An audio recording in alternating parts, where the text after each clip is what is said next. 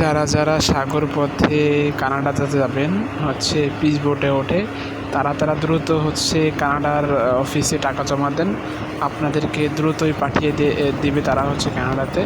Already আমি যাচ্ছি আর কি কানাডাতে, আপনার হচ্ছে পিচ বোটে উঠে দেখুন হচ্ছে আমরা মিথ্যা দেখুন, আমাদের ভিডিও দেখুন। অলরেডি আমরা হচ্ছে আমাদের পিচ বোট ছেড়ে দিয়েছি কানাডার উদ্দেশ্য। আর বেশিক্ষণ লাগবে না, অল্প কিছুক্ষণের ভিতরে আমরা কানাডা পৌঁছে যাবো ইনশাআল্লাহ। তো দেখতে থাকুন আমাদের ভিডিও। আসলে সরি কানাডার জন্য, কানাডা আমরা যাচ্ছি না। দুঃখের বিষয় হচ্ছে কানাডায় যারা যাবেন কিংবা যারা হচ্ছে টাকা জমা দিচ্ছেন, কেউ কানাডায় টাকা জমা দিন না। কানাডা মানেই হচ্ছে বাংলাদেশে ধোঁকাবাজ। এখন হচ্ছে ধোঁকাবাজে বাংলাদেশে ভরে গিয়েছেন। আমি গ্লোবাল উইংয়ে টাকা জমা দিয়েছিলাম কানাডার জন্য, তারা আসলে অফিস টফিস বন্ধ করে পলাইছে। শুধু আমি না, আমার মতন 100 মানুষ হচ্ছে তারা গ্লোবাল উইংয়ে টাকা জমা দিয়েছিল। তারা হচ্ছে আসলে বাংলাদেশে নাই, এখন এমডিও বাংলাদেশে নাই, তারপরে হচ্ছে আপনার যিনি জিএম ছিলেন উনিও বাংলাদেশে নাই। তো কানাডা মানেই ধোঁকাবাজ। শুধু কানাডা না, বাংলাদেশ মানেই হচ্ছে ধোঁকাবাজ, একটা জায়গা, ধোঁকাবাজের জায়গা। সুতরাং সবাই বি কেয়ারফুল। কোনো অফিসে টাকা জমা দিবেন না। হ্যাঁ, অফিস বলতে গেলে হচ্ছে এখন বেশিরভাগ অফিসই ধোঁকাবাজ। তবে আরএল নাম্বার দেখে, মানে কোম্পানির লাইসেন্স প্লাস আরএল নাম্বার আছে, আরএল নাম্বার দেখে আপনারা সবাই টাকা জমা দেবেন।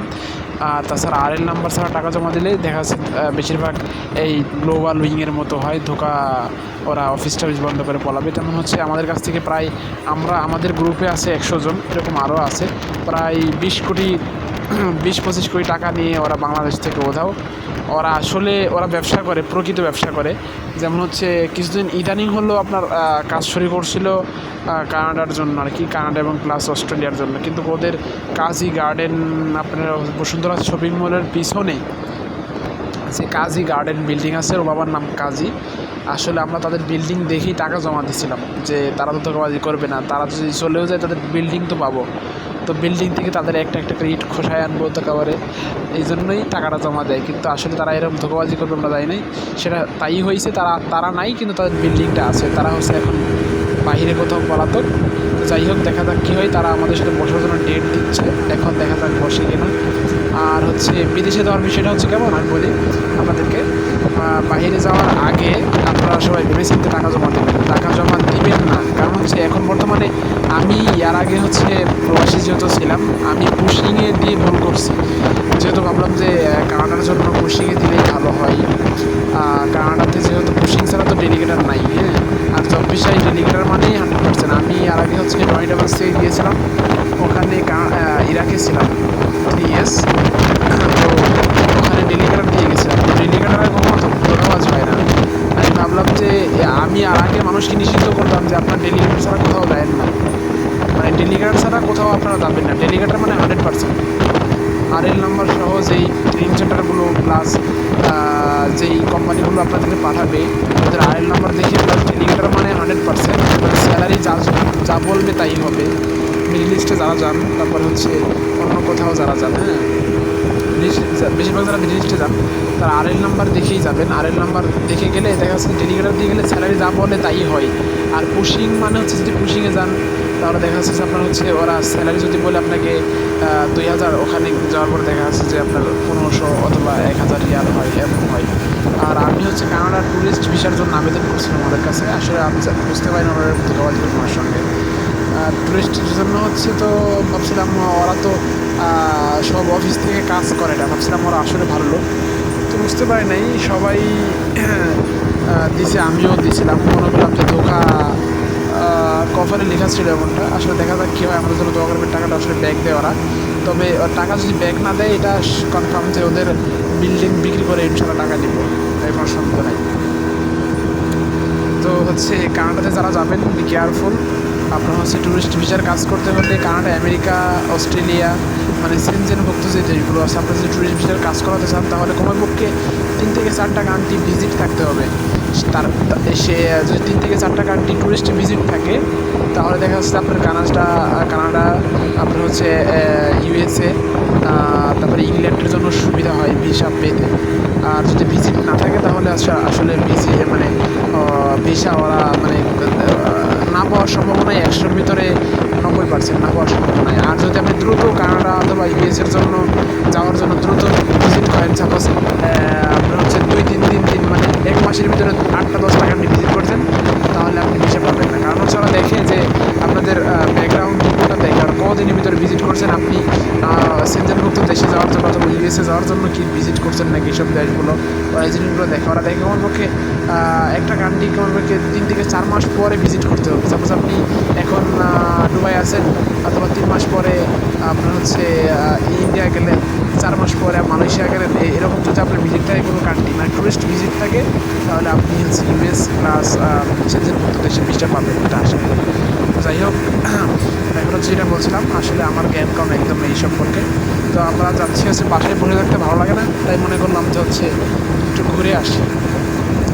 এই জন্যই আপনাদের সঙ্গে যাচ্ছি ঘুরতে। সেটা হচ্ছে আমরা এখন আছি মেঘনা নদীতে, মেঘনা নদী ব্রিজ বোটে আছি। তো ভালো লাগে না একা বসে থাকতে, যেহেতু ধোকা দিছে গ্লোবাল ওয়ার্মিং। তো সেই ধোকাতে এমনিতে মন খারাপ, প্লাস মনে করলাম একটু ব্লগ ভিডিও করে আপনাদের সঙ্গে শেয়ার করি। দেশটা, আমাদের দেশ তো অনেক সুন্দর, আমরা কেন কানাডাতে যাচ্ছি, আমার দেশই ঘুরে ঘুরে দেখায় আপনাদেরকে। তো আমাদের চ্যানেলটি, আমাদের ইউটিউব চ্যানেল আছে, অবশ্যই সাবস্ক্রাইব করে আমাদের সঙ্গে থাকবেন, প্লাস আমাদের ফেসবুক পেজ আছে, ফলো দেবেন, প্লাস শেয়ার করে আমাদের সাপোর্ট করবেন। আশা করি আমাদের ভিডিও ভালো লাগবে, ভালো লাগলে লাইক, কমেন্ট, শেয়ার এবং সর্বোচ্চ শেয়ার করে বন্ধুর মাঝে ছড়িয়ে দিন। আর দেখতে থাকুন আমাদের ভিডিও। আর হচ্ছে কে কোথা থেকে বলছেন, মানে আমাদের ভিডিও কে কোথা থেকে দেখছেন অবশ্যই কমেন্ট করে জানাবেন। ভিডিওগুলো কেমন লাগে সেটাও জানাবেন।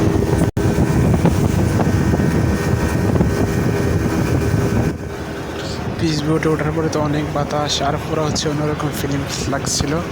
সত্যি বলতে গেলে অসাধারণ, আমার কাছে খুব ভালো লাগছে। যারা যারা ইটালি যেতে চান তারা হচ্ছে ইটালি না গিয়ে আপনার হচ্ছে পিচ বোটে উঠবেন, দেখবেন হচ্ছে মনে করবেন ইটালি চলে যাচ্ছি, আমার একটা ফিল লাগবে।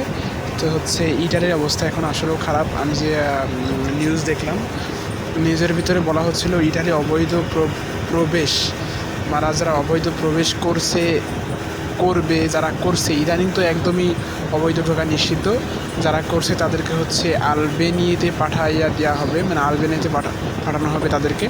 এটা হচ্ছে বিশ্বাস যদি না হয় তাহলে আপনি হচ্ছে যমুনা টেলিভিশন অথবা মেবি হতে পারে সময় টেলিভিশনের নিউজে আমি দেখলাম। বর্তমানে ইটালি সরকার এই পদক্ষেপটা নিয়েছে।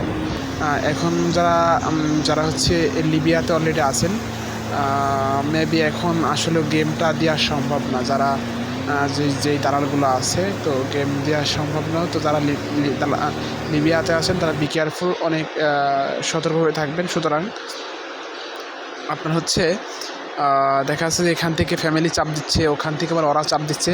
সেই ক্ষেত্রে দেখা যাচ্ছে যে দালালরা কী করে, আপনার হচ্ছে ওই সাগরের মাঝখানে নিয়ে দেখা যাচ্ছে যে নৌকা ডুবাইয়া দেয়, নাই তো হচ্ছে মাফিয়াদের হাতে তুলে দেয়। তো বি কেয়ারফুল, যারা হচ্ছে টাকা দিয়ে সাগরপথে লিবিয়া দিয়ে আপনার ইটালি যেতে চান।